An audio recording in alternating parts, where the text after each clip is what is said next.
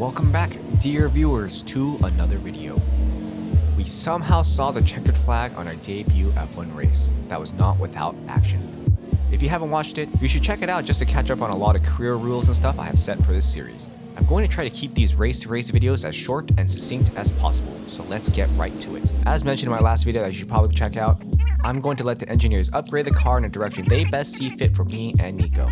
And with that said, we fail a durability upgrade. Nice.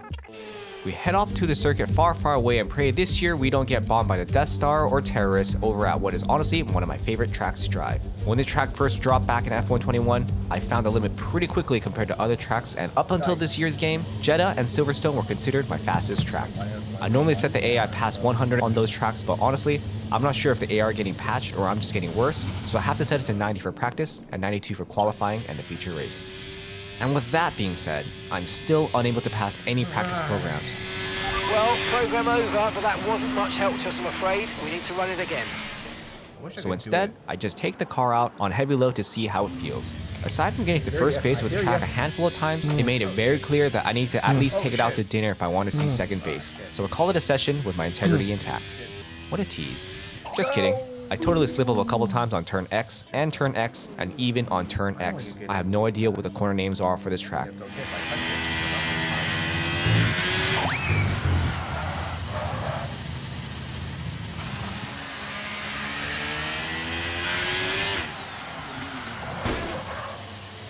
The session has drawn to a close, so let's review our top three. Sainz, Leclerc, and Max Verstappen. What an incredible practice session that was. Here we are at quali. I've noticed that the AI do a lot better job this year passing you when either of you guys are an in or out lap. One of the reasons why I chose to manually drive every in and out lap since F1 21 for this 100% series was mainly for the shenanigans that occur when the AI stupidly refuse to pass you. In previous games, I've managed to troll cars and collide with other cars on flying laps to receive penalties or even terminally DNF. Of course, that would backfire a lot and I would somehow get caught up in the shenanigans and rightfully punished. Ooh, there's something worth to happen. I'm sorry. This year, the AI do a way better job of avoiding the player, so I drive out simply for the immersion. No, they're all on their, And again, with all that being said, somehow Bottas managed to get a 5-place grid penalty. That's a huge blow for Alfa Romeo. So we managed to belt in a 132 flat for our banker lap. As mentioned before, I like to leave some room to improve just because seeing that Delta go green is such an intoxicating feeling. Much like Bahrain, Nico is way ahead of me in quali, but I'm still ahead of my main nemesis Logan. Wow. I go out one more time for my true flying lap, not really expecting it to make it into Q2. But I surprised myself by finding over a second to bring my time down to a 130.7 to get us into Q2. Woo! We're in Q2! Woo! Where'd that lap come from? Wow. Let's freaking go, baby. Both Hasses are into Q2. Hey, we're both in! Look at that! Look at that! Let's go!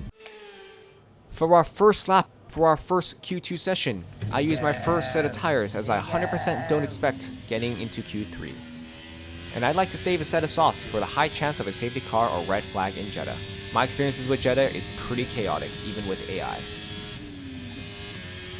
I put in a 132.252 for my lap, 1/1000th of a second slower than Nico. Don't you just love it when you perfectly match the AI level like that? It's only happened to me a few times where I actually get within a few thousandths of my teammates. For my final flying lap, I get off to a terrible start by making a mistake coming out of turn 1 and 2, which cost me a good chunk of time. I lost it. Oof, that goddamn left curb. I straddle that curb at least once every session, which I don't know if you guys noticed this, but I exceeded track limits. This game still does not have any notification UI for any modes outside of the race. So the only notification that I exceeded track limits were those 2 blinking lights on my wheel, which is extremely hard to notice when you're on a flying lap. So I ignorantly pushed to improve to a 130.5, which could have got me to P12. But alas, Nico nor I improve our times, so the Hasses start P14 and P15 for tomorrow's race. Wow, we're still so close with new tires and everything. Hey! Let's go. Let's re-sign by the summer break. I don't know if you guys know this, but to simulate a day passing in real life, Codemasters have implemented an extra long load screen that takes close to 2 minutes to really get you immersed of what it's like to nervously shift in bed all night unable to sleep. If I crash again. Sorry, if the game crashes again. Seriously, Codemasters, what the fuck? This problem is getting worse as this game has aged. We've all seen this before, let's just skip ahead to the strategy. It's going to be a two-stopper, and I decide to start on softs before switching to medium in contrast with what my engineers want me to do. Nico's on that medium strat, and checking out the grid, we have a nice variety of starting tires. Nothing too crazy happens in the formation lap, as I've learned not to just blow past everyone and make it to my grid spot, but I am a little nervous going into this race. Despite my love of Jeddah, I have not finished a 25% race distance or longer without the use of flashbacks. I always either crash out or get into an incident with the AI. Even for my practice race before this, Stroll took me out 4 laps into a 35% race. My last career mode race here, I got into an accident at the safety car reset and DNF'd on lap 47 of 50. We ignore all those intrusive thoughts as we line up on the grid. The lights are turning on. And someone's turned them off again, and they're off. It's a great start for both me and Nico, and the Alpha ahead is trying to get past the McLaren, who I just managed to get on the inside of thanks to that move. I don't know it right now, but we are 3 wide right now with Nico on the other side of this McLaren making a nice Haas sandwich. Absolute chaos. Somehow the AlphaTauri got on top of all of us. I have an Alpine to the right of me who I have to contend with, and thanks to that, I nearly hit Nico on the way into T4. We're still live right now, but this upcoming sector is one of the scary sectors to do when in dirty air with a full load of fuel on top of tires that are not up to temperature, and yet we managed to keep our nose ahead. Absolute chaos. But the Alpine up here gassy wants a taste of the action when I get a bad exit, forcing me to go defensive, going into the hairpin. Oh, I overshot it. He forces me to miss my braking point, and I fall back into P15.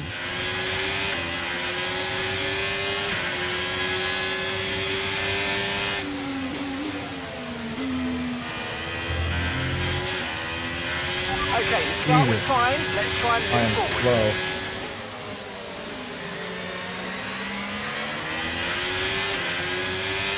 Alright, find my grip, find my pace, and tuck ourselves in for the race. Closing out the first lap, I maintain my starting position, which, according to F123 standards, is actually a pretty bad start.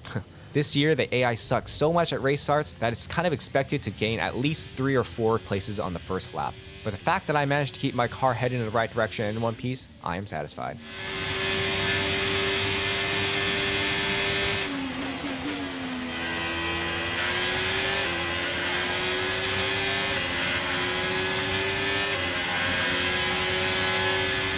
Near the end of lap 2, Nico is getting bombarded by Gasly, and I can't help but get in on the action, and holy shit, I somehow make it out in one piece again. Before the start of the race, I told myself to not go for crazy risky moves that may compromise my race like I normally do when I have flashbacks handy, but I guess I totally forgot about that pep talk. Get out of the way. Nico didn't like that apparently and has to give me a hard time despite being on slower Okay, tires. Stop DRS fighting. will be enabled this lap. You can use it when you're within 1 second of the car ahead and in the DRS zone.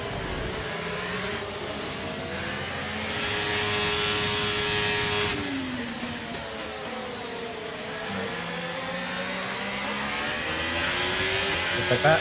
Looking touching distance. The cars ahead are battling it out, which allow me to catch up and attack Gasly for P13 going into lap 4. Oh my god, this is gonna be chaos. It's so terrifying to try and overtake when you have another car not too far ahead of you and you have no idea how they might react.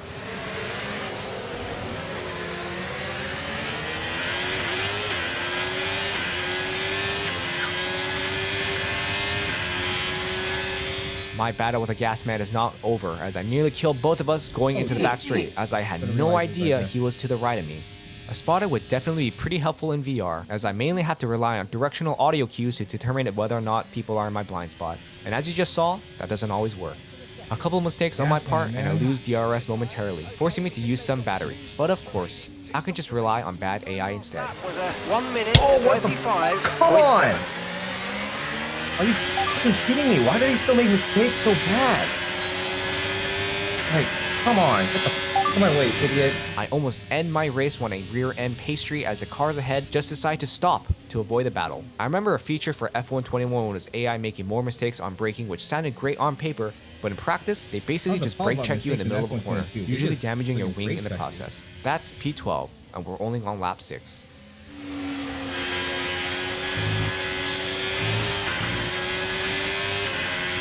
Why are they so fast in that corner? Old pastry has to go at me as I consistently exit those S's pretty slowly compared to the AI. We have a nice wheel-to-wheel moment in the second sector. Oh, no, you don't.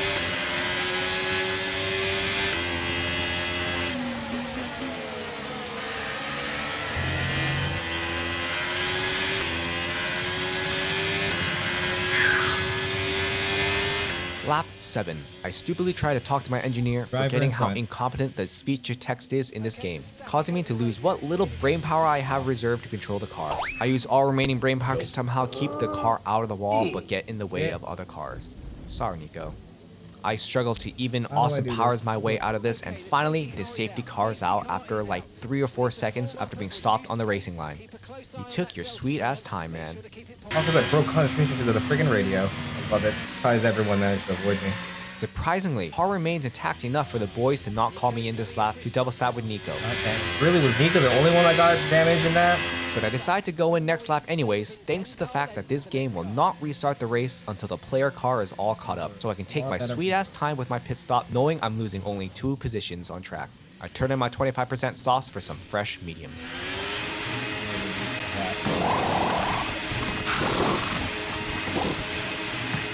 Great job, guys. Great job, guys. .3. I hesitated there. I should have just full throttled me. Lap 10.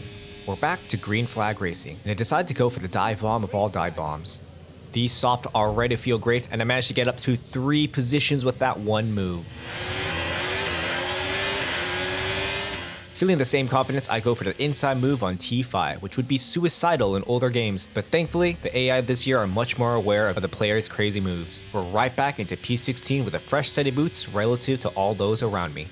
It's about to get really real up in here, dear viewers. Okay, the gap behind is 1.5 seconds. A gap is already starting to form behind me, so it's time to make some moves. A little bit of some nudging from the Alpine, but we're through. Despite the small holdup, battles up ahead keep me right in the mix. Shit, guys. The hold up. Oh, shit. Getting a little danger close there. I am on full sim damage, which I will check later in the race when the opportunity arises. Vehicle condition. Okay, 40 laps of fuel. Nice. Thanks, Mark. Useful as usual. Vehicle condition. Tyre condition still looking good. So that is a theory of mine. The microphone responds better if I do a really bad British accent. I swear, speaking in a bad English accent works. I've tried it since F122, and will continue on that tradition with this game. What's going on Okay, here? the stewards have now enabled DRS. DRS is now online. Gap to your teammate behind is... I don't have the racecraft nor the balls to stick my wheel in a battle boys. ahead in a "through goes Hamilton" type of way. It really is a skill to develop to safely follow behind cars ahead without losing too much. And through goes Simon! Holy shit! That was insane! Without losing too much of your own time. We're in lucky P13 with that bonkers of a move that I actually did lose control of the car, and it was purely thanks to the Holy. AI instinct to avoid human error that saved our race right there. F122 AI would have killed us both. And the AI has great anti-crashing instances here. That is a damn fact, Driver Simon. Look at how much faster my new mediums are. I'm able to catch up to the next school of cars by the time we're at the back straight.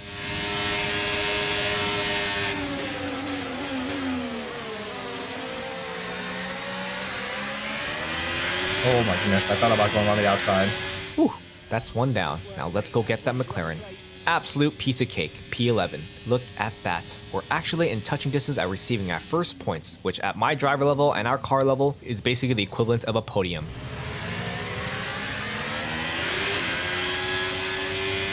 By the end of the same lap, I'm able to get a DRS at the Alpha ahead. But I forget how much more braking power is needed when using the trifecta of battery, DRS, and slippy slip. I nearly end my race again, but the racing gods keep my front wing intact somehow. What is going on? I fall back to P12, but thanks to some of the AI squabble, I'm right back in the action.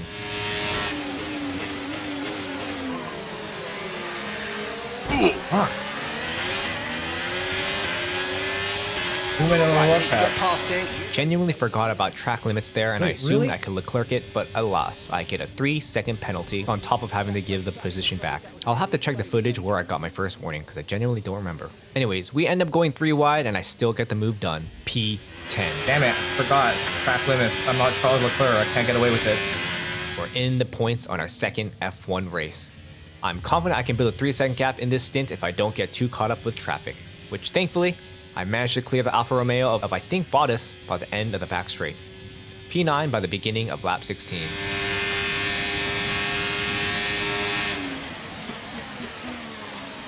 Oh, wide there.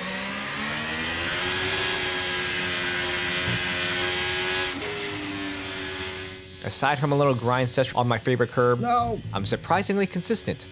I'm hoping they can fight up ahead to kill the gap between us, but at the same time, I'm in a very good place if I can continue my consistency. With that. The soft runners start to box, and by lap 20, I'm P6. It actually sounds like I'm catching up to Norris up ahead, who's somehow still on soft this late in the race. Whoa, holy moly, I saved it. Me. F you indeed, Driver Simon, you were doing so well. Car behind you is Nico. We're leading the car behind by 9.0 seconds. They're on old mediums. Their tyres are 12 laps old. We think they've got one more stop. Your last lap time was a 1:36.8. Okay, here's the gap that we're trailing the car ahead by. 2.9 seconds. Take on lap 20. I believe this is my current peak for my short Formula 1 career so far. P5. My tires looking decent. Lap 23, my peak doesn't last. Max on fresher tires passes me with no problem whatsoever. Lap 24, I let Russell pass without incident from either of us. Nice. I'm able to keep up with him a little better than I could Max. Next lap, Checo is next. That wasn't as clean, and I wasn't able to even get DRS. Damn. I decided to box early because as you know by now, undercutting is still a very strong strategy in F1 23.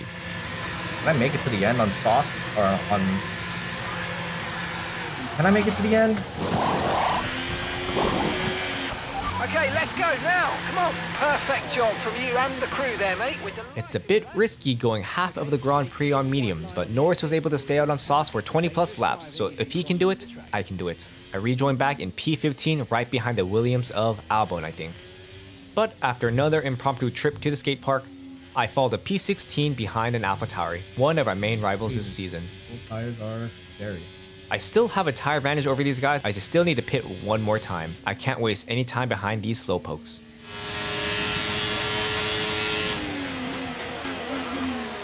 Oh, sorry.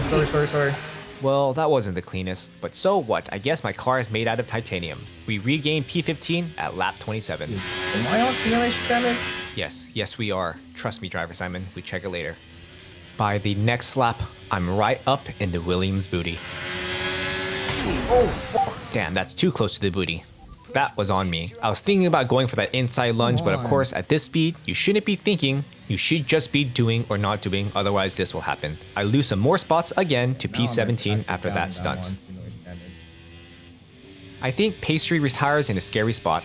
I have no idea what to expect when I see a yellow flag going over these blind corners. As my last career mode, I did not have enough time to react to a car that spun around and ended my race by nearly killing us both. I wish I had footage of that accident. It was a legit jump scare for me. Thankfully, the cars up ahead also hesitated a bit, and I'm right back in their space.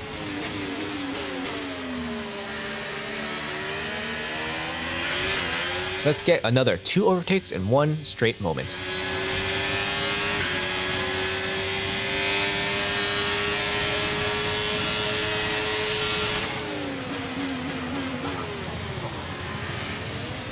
Finally get past him. Lap 30. We're P12. I've used the better part of my fresh tire, so I just gotta push using my battery to build a gap between me and P13. By lap 32, my battery is already at 30%, but I can see the Alfa Romeo ahead. Look at that gaggle of cars to overtake again. That is, if Driver Simon can keep the car straight, for f***'s sake. I'm gonna retire there. I should have crashed out there. At least I know I'm not on. What do you call it? Simulation settings. What the heck? I am on simulation, damn it. That's crazy. Well, there you go, guys. Okay, I'm I still am in this somehow race on then. full I'm sim still in damage. this race. I had to check it just to make sure because I honestly couldn't believe it that I could survive this far with all those little Alright, tips guys. and taps with other drivers. This is where, and like, now this. I just have to reset Realistically, the track, I right? should have retired a long Can I time ago pause with here all for my a other moment? contacts, but I'll take what the game gives me. We press on with the help of our second red flag there of it the is. season. Reduce your pace. Keep your delta number positive as we form up. Okay. Okay, watch your pace. That was We've actually formed kind of the safety handy. car is out. There are I decided to hop out of the sim a bit to chat with my mom like a real red flag. Red flag, guys. That's what happens in a red flag. Alright, let's check the strats. There are my softs I saved exactly for this situation. The race resumes on lap 35, and the game thankfully places us P12. 15 more laps for this absolutely bonkers of a race. Can it get any more crazier? The lights are out again, and we have the best start of our season so far.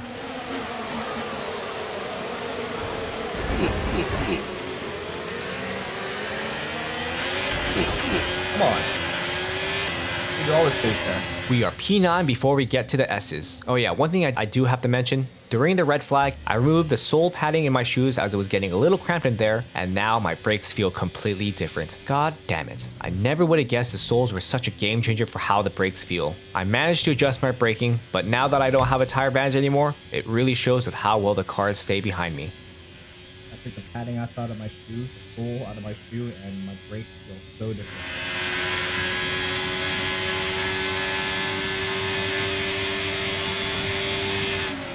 I decide not to make too much of a fuss when Joe passes, as I have to be mindful of my 3-second penalty, but driver Simon's inconsistency has to say something about that yet again. God damn, same place.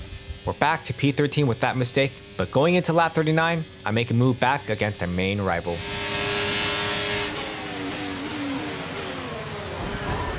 If the cars ahead continue to squabble, I might have a chance to still beat them on track. I use what little my battery is left to try and get in their DRS, which I finally get on lap 42. Nice. Lap 43, I decide to pass the Alfa Romeo on the back straight to save time.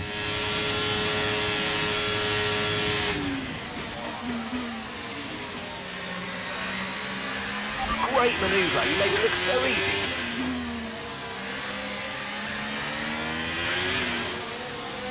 Albon is desperately trying to pass Bottas up ahead to double up his points, which is allowing me to catch up in their wake. Okay, shoes behind you now.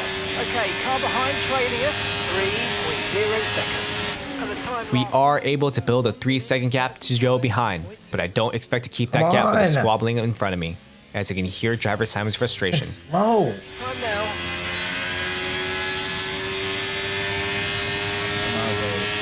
After a few laps staring at their juicy butts for too long, on lap 47, I see my gap, and I am a damn racer, and I will go for it.